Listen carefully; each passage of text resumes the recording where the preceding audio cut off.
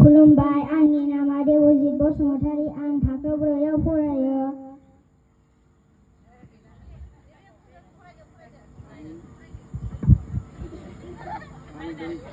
आं दोंसे खन्थाइ फरायनो सानदों। बे खन्थाइनि मुङा गोदै फिथाइ गोखै फिथाइ।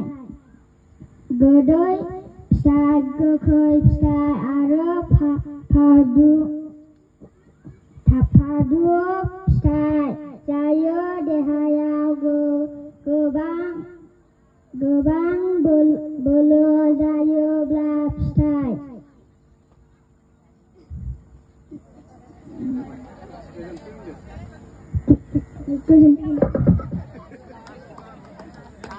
खुलुमबाय, आंनि मुङा इराग्दाव ब्रह्म। आं थाखो 4आव फरायो। आंनि गामिनि मुङा खालेपारा। आं दोंसे खन्थाइ फरायनो सानदों। खन्थाइनि मुङा गोदै फिथाइ गोखै फिथाइ। गोदै फिथाइ गोखै फिथाइ आरो फादुब फिथाइ जायो देहायाव गोबां बोलो जायोब्ला फिथाइ। गोमोन फिथाइखौ मोस्रोमा जायो। गां फुवारनानै सिखिरिया फालो फालो बिरो। गोजोन्थों। खन्थाइ ब्रह्म। आं 3 थाखोआव फरायो।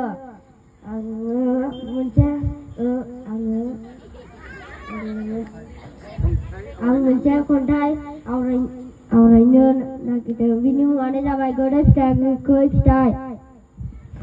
गोदै फिथाइ गोखै फिथाइ आरो फादुब फिथाइ जायो देहायाव गोबां बोलो जायोब्ला फिथाइ। गोमोन फिथाइखौ मोस्रोमा जायो। गां फुवारनानै सिखिरिया फालो फालो बिरो। दानिया फैगोन धनन्जय ब्रह्म।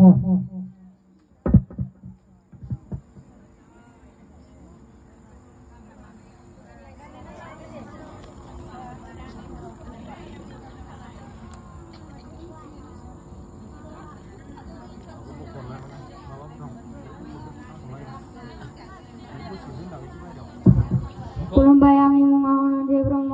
आं थाखो 4आव फरायो। आं दा दोंसे खन्थाइ रोजाबनो सानदों। बिनि मुङानो जाबाय गोदै फिथाइ गोखै फिथाइ। गोदै फिथाइ गोखै फिथाइ आरो फादुब फिथाइ जायो देहायाव गोबां बोलो जायोब्ला फिथाइ। गोमोन फिथाइखौ मोस्रोमा जायो। गां फुवारनानै सिखिरिया फालो फालो बिरो। गोजोन्थों।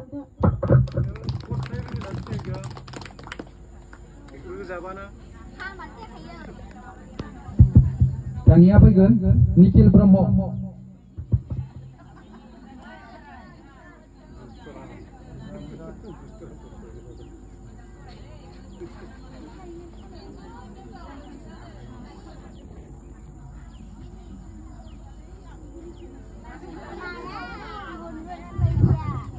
खुलुमबाय, आंनि मुङा निखिल ब्रह्म।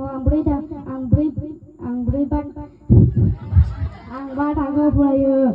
आंनि गामिनि मुङा खालेपारा गुदि फरायसालि। आं दोंसे मेथाइ रोजाबनो सानदों। बिनि मुङानो गोदै फिथाइ गोखै फिथाइ। गोदै फिथाइ गोखै फिथाइ आरो फादुब फिथाइ जायो देहायाव गोबां बोलो जायोब्लानो फिथाइ। गोमोन फिथाइखौनो मोस्रोम जायो। गां फुवारनानै सिखिरिया फालो फालो बिरो।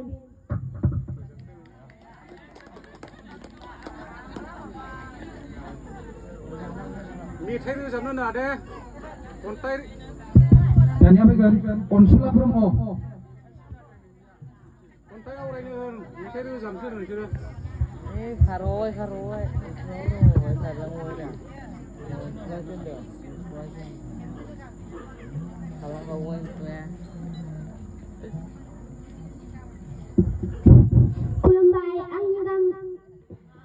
खुलुमबाय रायजो राजा नोंथांमोन। आंनि गामिया खालेपारा। आंनि फरायसालिनि मुङा खालेपारा गुदि फरायसालि। आं दा दोंसे खन्थाइ आवरायनो सानदों। खन्थाइनि मुङानो जाबाय गोदै फिथाइ गोखै फिथाइ। गोदै फिथाइ गोखै फिथाइ आरो फादुब फिथाइ जायोब्ला देहायाव गोबां बोलो जायोब्ला फिथाइ। गोमोन फिथाइखौ मोस्रोमा जायो। गां फुवारना सिखिरिया फालो फालो बिरो। गोजोन्थों।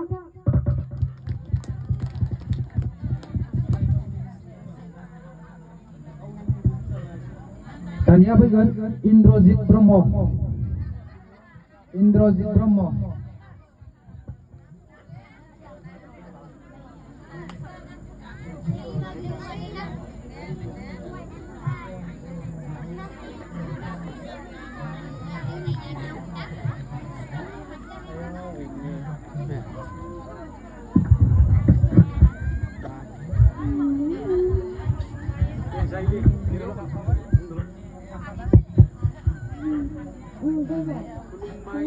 Lumbayang bunga Indrosit Bromo Angni Thakau Purayong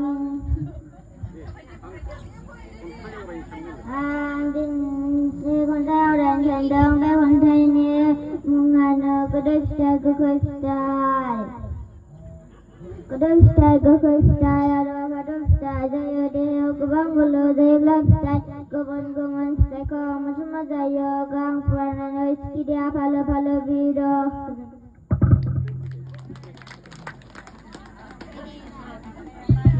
Tanya Pegan, Ronsai Bromo.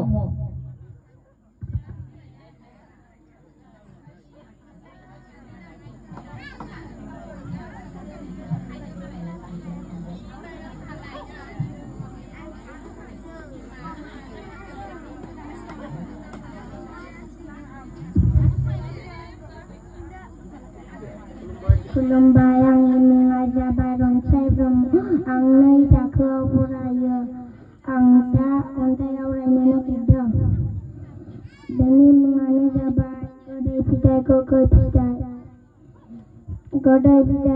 pidai ada pada pidai dia jaya kebang mana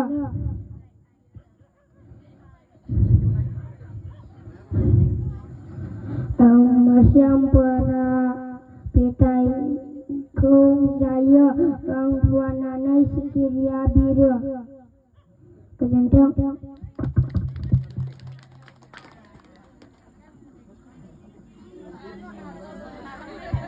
Tanya Pegan, Nizama Bromo.